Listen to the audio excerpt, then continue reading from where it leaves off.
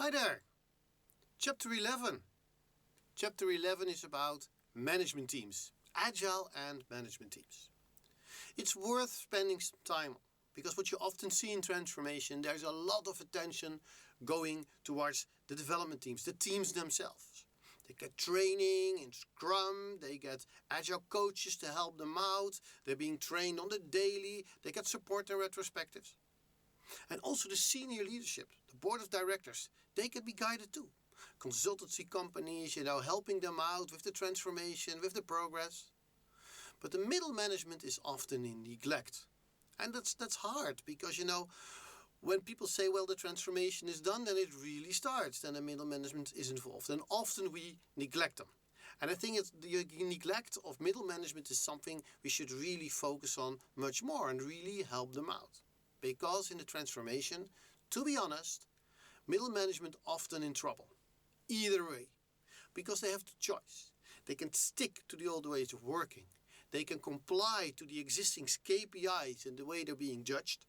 But then, people say, hey, you don't change, you're not implementing the transformation. You're old-fashioned, you're stubborn, you're unwilling, you have resistance.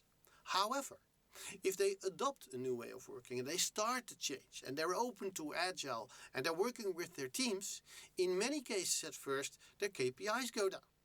So then they are changing, but the performance of the teams, or the performance of the department is not great according to the old KPIs.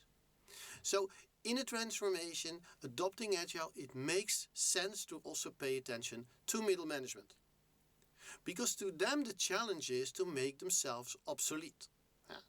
I've said in one previous chapter, chapter 10, it's like leading like a beekeeper. And a beekeeper is in a way obsolete. Bees do their work anyway.